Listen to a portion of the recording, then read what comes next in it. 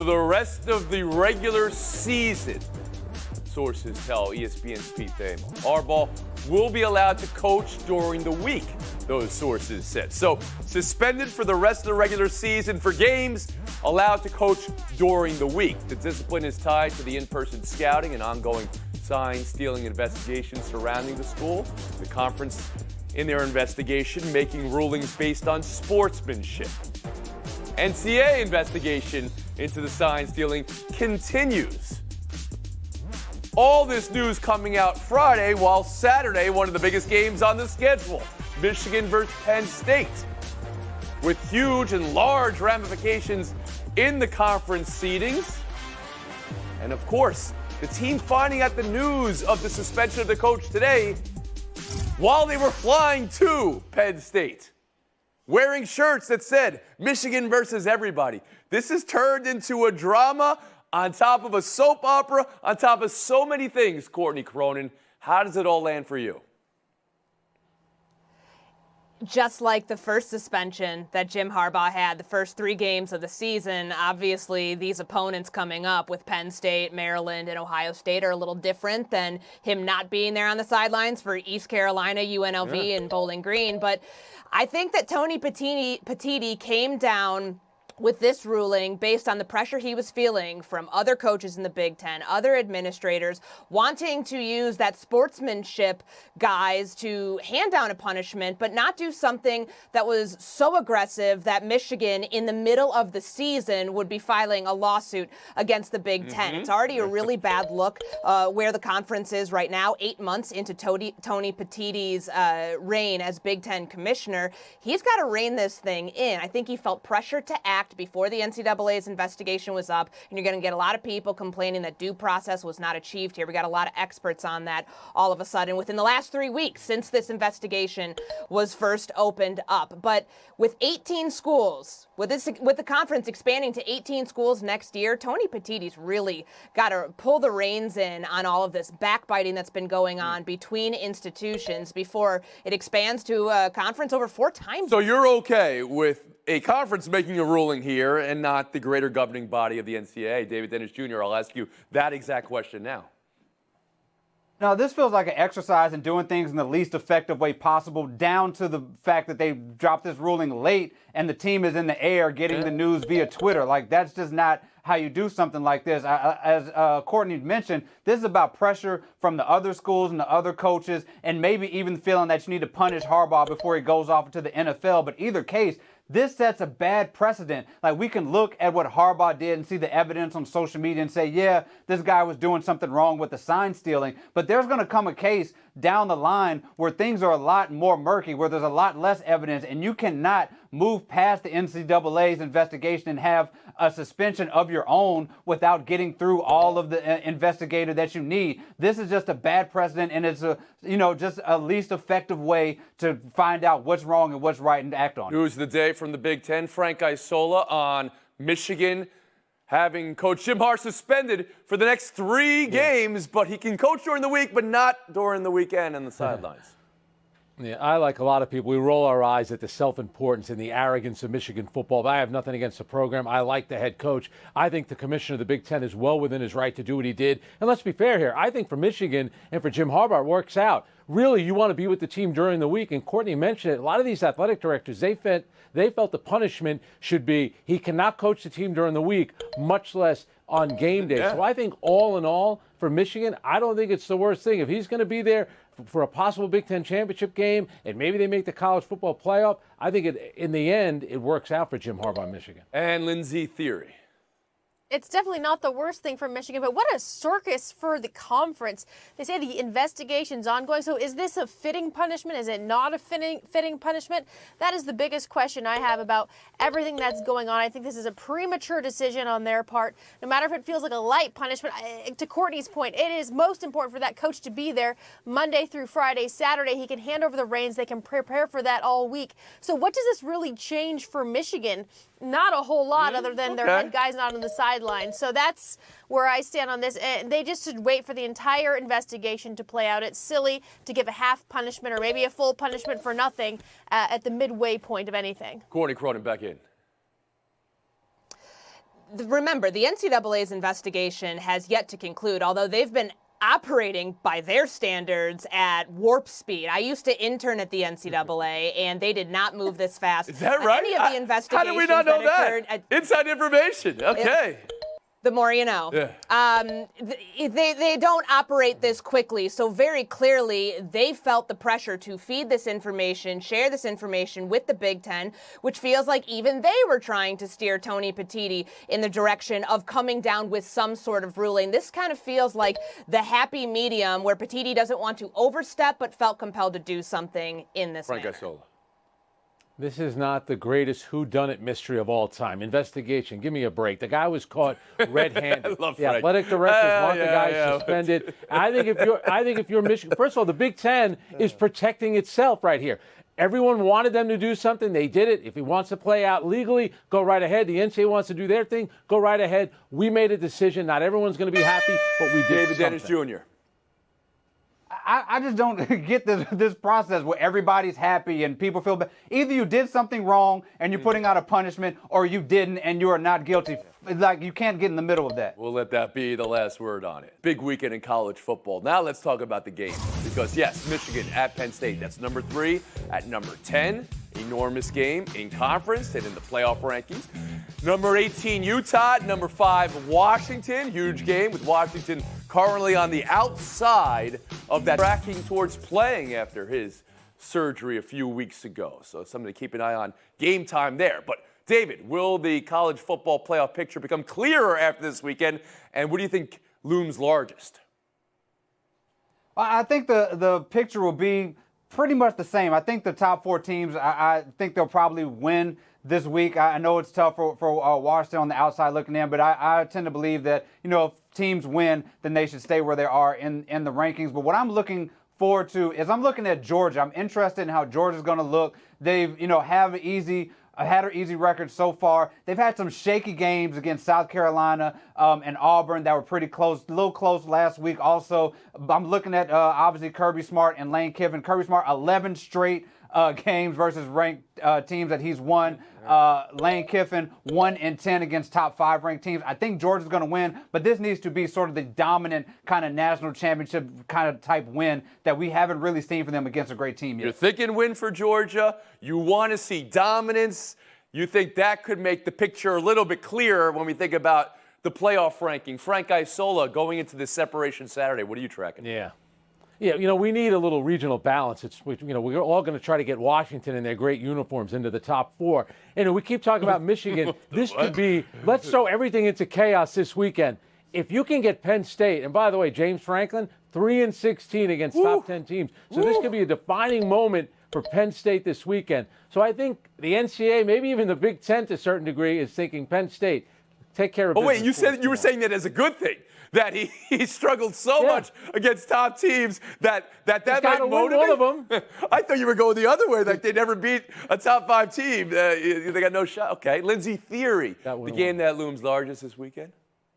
Let me shout it from the mountaintops here on the West Coast. It has to be the Huskies versus Utah. What can Washington do at this point to prove that they deserve to be in the college football playoff? They beat Oregon, they took down USC, and now they have the chance to beat Utah, who has the best defense in the Pac-12. They have Michael Penix Jr., who threw for 256 yards last week. Their running back went for 256 yards on the ground.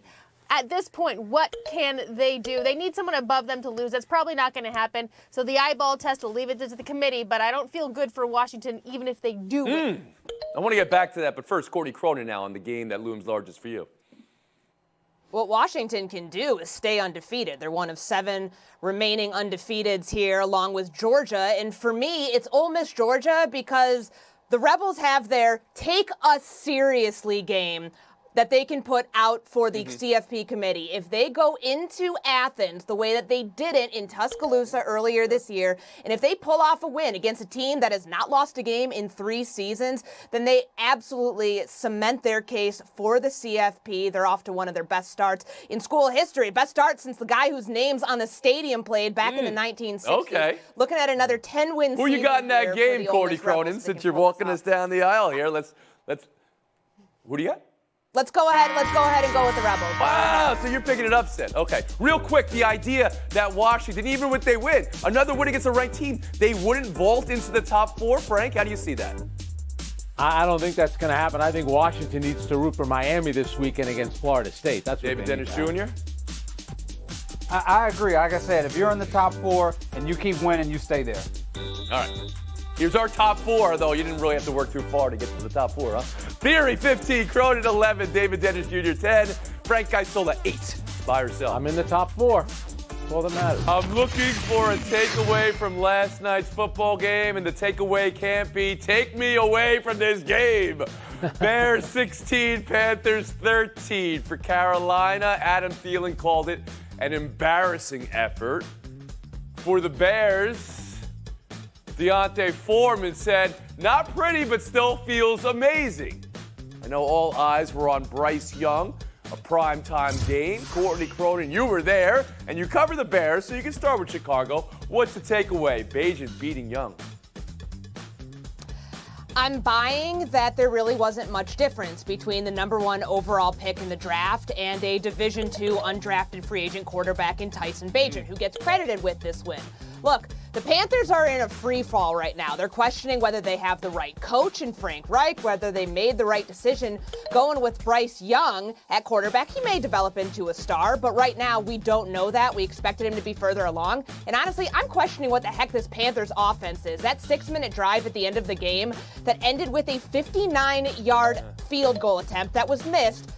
I don't know what I watched. You stole my point at the beginning. I wish I didn't have to make a take. Okay, well, but please, come on. One thing, though, on Bryce Young, having seen it in person, how much do you think is the weapons around him, the pieces around him, and how much do you think is Bryce Young acclimatizing to the NFL? They need to protect him better. He's been pressured a lot this season, and he's averaging 2.7 yards per attempt when pressured. That's the lowest in the NFL. They've got to upgrade the offensive line, and they don't have much offense outside Adam Thielen. That's a problem. Lindsay, Theory, I'll turn to you. A takeaway from last night's game. My takeaway is that I cannot pin this on Bryce Young. Look, the team traded up to take him number 1. Sure, there are questions about him, but you can't solve a question about a number 1 pick at quarterback, a young guy, when he's not surrounded by anything that's proven to be great. Frank Reich came to the Panthers after he was fired at the Colts. Thomas Brown is a first-year offensive coordinator, and it is going to take him a minute to learn how to do that job. So to put a rookie quarterback in that situation, expect him to be great, is just asking far too much at this point. Patience. He needs to be given the benefit of the doubt. Okay, but the NFL is the young and the restless right now. Frank Isola, I turn to you. Yeah, I'm not going to give up on him after 9 games, but, it's not as if he's going to grow. He is undersized, which is an issue.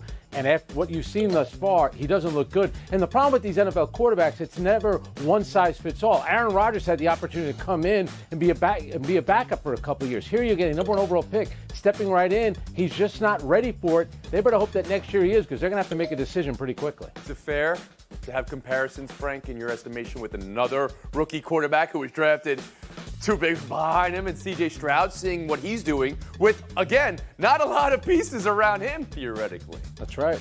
No, you're 100% right, and that's why I think the Carolina organization, their fans have to be thinking, did we make the right call? Again, only 9 games, but you have to be thinking David that way Dennis right Jr. now. Yeah, if ever there was one loss that felt like it counted for more than the loss, not just the loss of my time having to watch that game, it's the Panthers having to lose this game on the same week that everybody was talking about C.J. Stroud maybe having the best rookie year ever, or maybe even being the MVP this season, and you go out there with your quarterback giving the fewest yards, fewest first downs, getting sacked 3 times by a Bears team that only had 10 sacks all season. And then to make it worse is that now you have gifted that Bears team pretty much the number 1 pick that you gave away other part to about get it. that quarterback. Yes. This is Yes. multiple losses in one game. It is, when you think of it like that, because the Bears possess Carolina's pick. Now they could pick number 1 and maybe later on. And of course, Stroud went number 2. He went number 2 when Houston lost the last won the last game of the season in Chicago. There's a lot of movement that can happen, though, in the next 8 games. We'll move on. Niners at Jaguars. It's been through a bye week, but San Francisco hasn't won in a month. A 3-game losing streak. Jags on a 5-game winning streak. Lindsay, is Sunday a must-win for San Francisco, considering that? I'm going to fall short of saying it as a must win, but maybe a need to win for the San Francisco 49ers. Look to recent history. The Los Angeles Rams in 2021 lost 3 straight games, still went on to win the Super Bowl. So this is not panic territory, but they do need to get this thing right. Obviously, they made some change going into Sunday's game. Steve Wilks will be the defensive coordinator from the field instead of the booth. They added Chase Young, but really this is about a team of all-stars who need to really start playing solid complementary football on offense and defense. They need to wrap up and tackle, which seems pretty basic and pretty doable for the San Francisco 49ers. Must win for San Francisco? It's about as close as you can get because it's a test for the playoffs, and it'll tell you what type of team this 49ers team can be in the postseason. And Lindsay mentioned some of the changes that this team has tried to implement during its bye week. Can this run game finally reach its ceiling? We know that they're going to get Christian McCaffrey, Deebo Samuel, Trent Williams back and healthy. And what about the X factor in all of this? Brock Purdy, somebody who has 6 turnovers in the last 3 losses. Can he balance that line between being aggressive, assertive, but also being smart and taking the check down when it's there? Must win for San Francisco, David Dennis Jr.? No, it's not quite a must-win, mostly because of what that division is. They're tied at the top with Seattle. I think they're better than that Seattle team. They play them twice more in the season. They, have to play that pretty weak division the rest of the season. I think that they'll be fine at least winning that division. What I'm looking forward to is the return of Deebo Samuel and how that helps that offense. Brock Purdy, 4 touchdowns, 0 interceptions with Samuel there, 0 touchdowns, 4 interceptions without him. I think Deebo will make a huge difference. Frank Isola. Yeah, this was a must-win for me. It's my first show with Lindsay. It looks like it's not going to happen. But for the 49ers, do they want to win the division? Do they want to finish with the best record in the conference? Then it's a must-win. But everyone's mentioned it. Brock Purdy, that's the biggest thing. The last 3 games, 3 touchdowns, 5 interceptions. He needs those weapons back because he has not looked good. When he has the weapons around him, much different. Make a pick, Frank. Who you got in this one? Jacksonville. David Dennis Jr. San Francisco. Courtney Cronin. San Francisco. Lindsay Theory. 49ers. All right, Lindsay, let's say something nice as we say goodbye to Frank here. Your husband's favorite fill-in host of PTI and second favorite panelist on Around the Horn is? Fill in, Frank. Yeah, all right, Frankie, thank you. One person likes me. How about that? I'll live with that. One person. Thank you, David. I'll take it. And he's a Lindsay cool guy. Theory, too. Courtney Cronin. Showdown next. Courtney Cronin, good luck in Showdown. AFC North, best division in football. 4 playoff teams right now. And Sunday, Browns at Ravens. Last month, Baltimore dominated. Watson didn't play in that one. Which unit would you rather have Sunday, Lindsay? Baltimore's offense or Cleveland's defense, or maybe Baltimore's defense? Baltimore's offense, they ran up 28 on this Browns defense in week 4. They've scored 30-plus in 3 straight games. Lamar Jackson's on a roll. Courtney Cronin? Give me Baltimore's defense. League-high 35 sacks, and they're going against a Browns offense that's down its top 3 offensive tackles. Both of you have Baltimore in this game, it sounds like. Split the point. Baltimore for me. We'll move on. Giannis, 54-12 in his comeback from the ejection a few nights ago, but his Bucks lost to the Pacers, who score about 125 every night. Caitlin Clark, 44-8-6 in Iowa's win over number 8 Virginia Tech. What was the better ball night? Courtney Cronin. I'll say Giannis because I'm confused. Like, his team's up by 9. He's about to complete a 3-point play and gets so close to tying a career high. I thought 60 was in reach, and then he just stopped attacking offensively. That's Lindsay? I'm going with Caitlin Clark's 44. She continued to pass to teammates. She only had 6 assists, could have had 10. What an unselfish player. She just kept the ball and kept scoring herself. Could have. She played all 40 minutes. That's a big win for Iowa. That looked like a Final Four game last night. We'll give the point and game to Theory. Public service announcement for parents flying with children. If somebody offers to move seats so you can sit next to your child on the plane, you take the offer. No one wants to babysit your kid for maybe 4 hours across the country. So take this seat. No one else's job to watch your child but your own. Thank you. Love that PSA. Krieger versus Rapinoe for the championship. Last games each. Who you got, Frank? Go Gotham. Gotham FC.